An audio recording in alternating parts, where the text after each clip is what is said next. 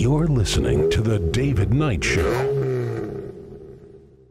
Harrison Smith sitting in for David Knight on this, the 24th of January, 2019, joined once again by Gerald Celente.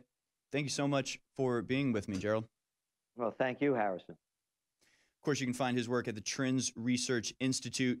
I have your last three stories here, and I'm wondering where to start because they're all so good and poignant and appropriate for what's going on right now. I'd love to start with this Human Waves 2019 because this is one of those trends that we can all see, but we all wonder where it's going. We have 10,000 Central Americans bound for the U.S., now in Mexico requesting Mexican visas. We have just violence exploding in that country, as well as a smuggling vessel intercepted off Florida by the Coast Guard. So this is a trend that sort of started in Europe. We got the prototype there. It's moved now to America. Where do you see this going? Well, let's look at the numbers.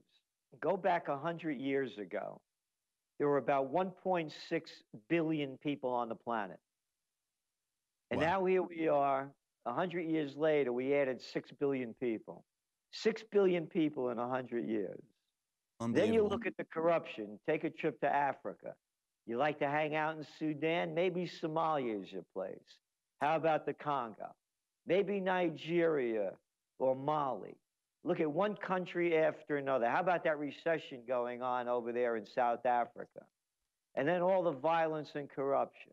Oh, and Libya, isn't that just wonderful now that Obama made it so nice by bombing it out and it's turned it into a hellhole, into shambles? Oh, and then there's Iraq, of course, and the ongoing Afghan war. So everybody in Yemen, you know, you'd love to stay in your house as it's being bombed away by the Saudis.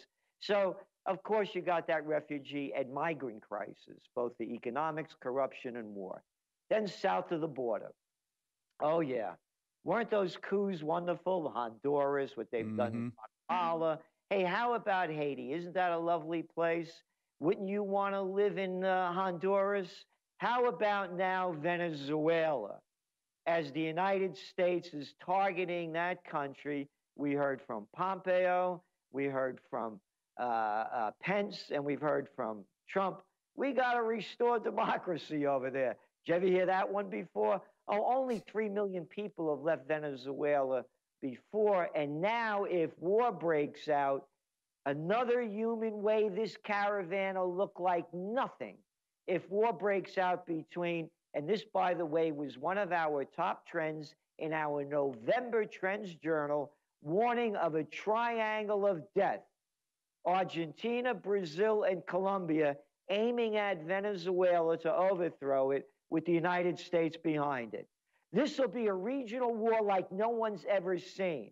And now Turkey, China, and Russia are coming out and saying, no, you have no right overthrowing this government. So what we're saying is this human wave of migrants and refugees is going to be like nothing anyone has ever seen in the history of the world, part one or part two.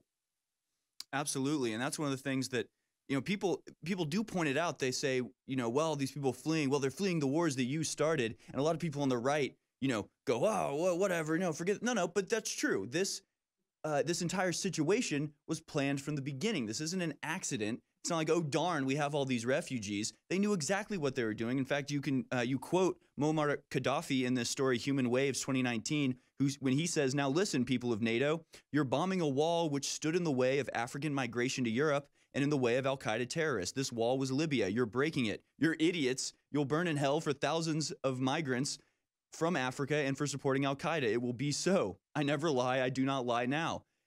We knew this was going to happen. This was the plan, right? So how do we fight back against this when this seems like a worldwide concerted effort to bring this about? We have to stop letting sick people run and ruin our lives. Look at the freak show you got in Washington. Who's your favorite freak?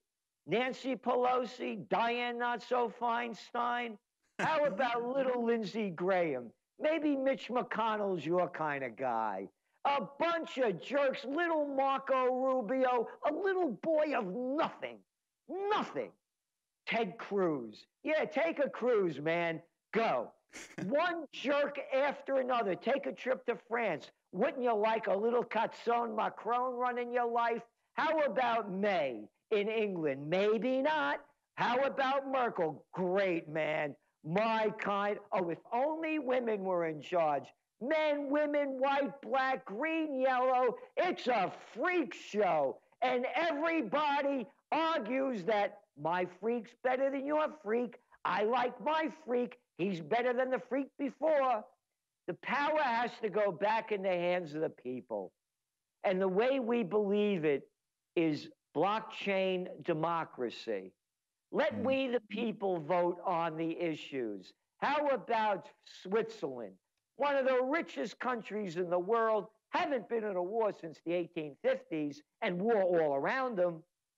The people vote on referendums rather than letting corrupt politicians who get paid off to tell us what to do. The only way this is going to change is with a new system and getting rid of the Bloods and the Crips, the murderers and the thieves that people like to call the Democrats and the Republicans. Right. Brilliant stuff. You see them come together on one issue, and that is the expansion of the endless war that we see. Of course, Lindsey Graham rushing down to the Senate floor the instant that he learns that we might be pulling out of Syria. He jumped out of bed and rushed down to give this speech to try to save the war he'd mongered so hard for. And it's totally true. But the problem is, you say we want to let people vote, but then you have, the stats from yesterday are 74% of the Democrats would vote for Alexandria Ocasio-Cortez for president. So it's not just the politicians up there, it's the media that is enabling them by sowing disinformation and confusing people and lying to people. So how do we conquer this in a comprehensive way? How do we, we got to start at the bottom and rebuild, right? Well, you're doing it, we're doing it. And again, you're 100% right about the media. It's nothing more than a propaganda tool. And as I say, all of these people that call themselves journalists and reporters are nothing more than prostitutes.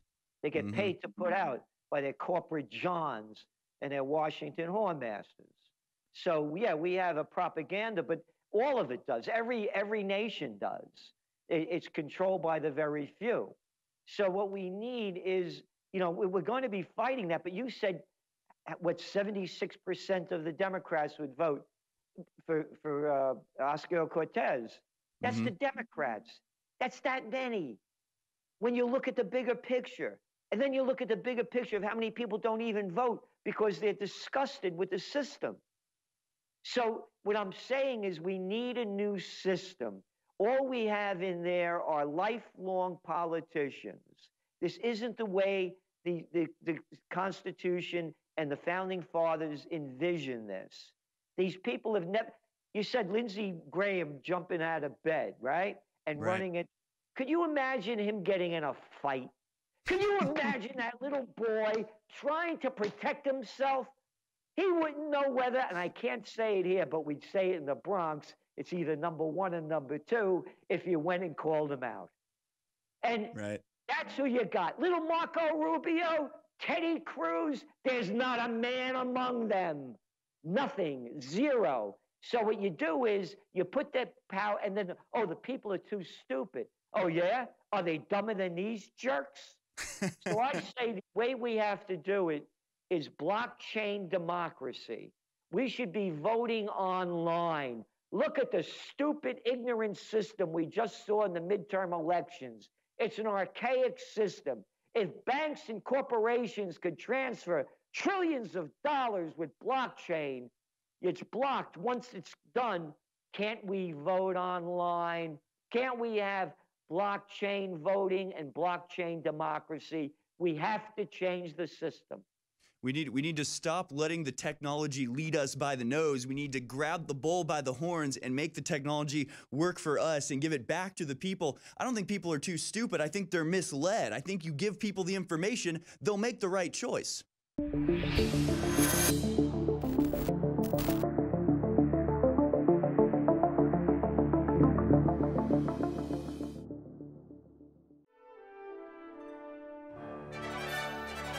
We need to go back and revisit the foundations of our freedom. Our freedoms don't consist of the things that are enumerated on a piece of paper. It consists of the things that we're willing to fight for. The First Amendment, the Bill of Rights, the rest of the Bill of Rights are prohibitions. They're prohibitions against powerful organizations and individuals taking those God-given rights from us as individuals. You better understand that, because they're taking them right now. We have seen what they want to do. They called it UN Agenda 21. Now they call it the UN 2030 Agenda. They want everybody off of the rural lands. They want people out of the suburbs. They want to pack everybody into the cities, because that's where it is easiest for them to control everyone. Never missed your show any day. I mean, never.